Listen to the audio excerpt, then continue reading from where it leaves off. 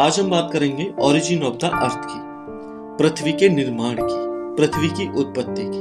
पृथ्वी की उत्पत्ति कैसे हुई, कब हुई, इसके बारे में बहुत सारी परिकल्पनाएं मौजूद हैं, जिसमें सुपरनोवा विस्फोट, नेबुला हाइपोथेसिस, बाइनरी थ्योरीज, ये सभी चीजें मौजूद हैं। इनमें सबसे जो विश्वसनीय है वो है नेबुला हाइपोथेसिस, जिसको कि लाप्लास ने दिया था।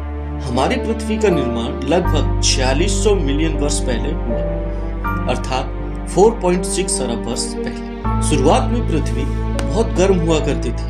पृथ्वी पर हर पदार्थ लिक्विड फॉर्म में था। सबसे पहले पृथ्वी तरल अवस्था में थी, लिक्विड फॉर्म में थी। यहाँ पर हर चीज जल रही थी, क्योंकि उस समय पृथ्वी पर हल्की गैसें, हीलियम और हाइड्रोजन की अधिकता बहुत थी। सौर पवनों के कारण यह गैसें पृथ्वी से बाह्य अंतरिक्ष में धकेल दी है, क्योंकि उस समय तक पृथ्वी पर शक्तिशाली गुरुत्वाकर्षण बल का निर्माण नहीं हुआ था। आगे चलकर अत्यधिक ताप के कारण पृथ्वी पर मौजूद हल्के और भारी मिश्रण वाले पदार्थ घनत्व में अंतर के कारण अलग होने प्रारंभ हो गए। इसी अलगाव से भारी पदार्थ जैसे कि निकेल, लोहा पृथ्वी के केंद्र की ओर खिसक गए, जिससे कोर का निर्माण हुआ, जो आज भी तरल अवस्था में है। और हल्के पदार्थ जैसे कि सिलिका और एल्यूमिनियम पृथ्वी के धरातल पर आ गए, जिसने भूपर्पटी का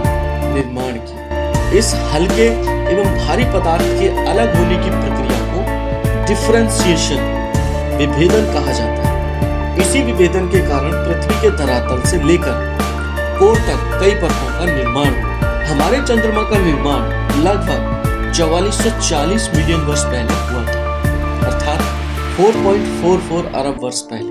वैज्ञानिक रिसर्च के अनुसार चंद्रमा की उत्पत्ति के समय भी पृथ्वी का तापमान बढ़ा था, जो कि पृथ्वी पर पदार्थों का दूसरा विभेदन था। चंद्रमा की उत्पत्ति के समय पृथ्वी से भी बड़े आकार का पिंड पृथ्वी से टकराया। इस टक्कर को जायंट इम्पैक्ट कहा गया। इस प्रक्रिया को द बिग स्प्लैट कहा जाता है।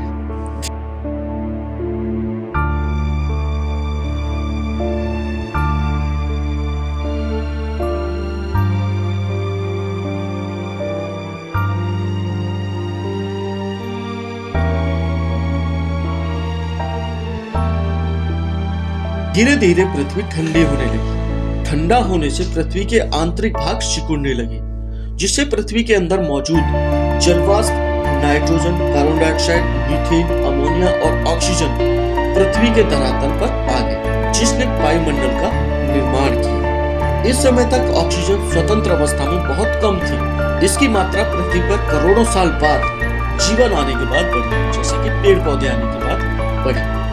करोड़ों सालों तक पृथ्वी के गर्भ से करोड़ों सालों तक जलवाष्प और गैसें निकलती रही और पृथ्वी का धरातल धीरे धीरे ठंडा होने लगा। फिर लगभग 4000 मिलियन वर्ष पहले, मतलब 4 अरब वर्ष पहले, इसी ठंडे होने के क्रम में पृथ्वी पर मौजूद जलवाष्प संघनित होकर बारिश करने लगी। बारिश होने का क्रम बहुत सालों तक, करोड़ों सालों तक लगातार चलता रहा और बारिश का पानी पृथ्वी पर मौजूद गड्ढों में भरने लगा, जिससे पृथ्वी पर महासागरों का निर्माण हुआ। उस समय पूरी पृथ्वी पर पानी ही पानी था, जो उसे ठंडा करने में मदद कर रहा था। लेकिन इन सब के साथ साथ पृथ्वी पर ज्वालामुखियों का फटना जारी रहा, जिससे पानी से ऊपर उठकर धरातल का निर्माण करना जारी रखा।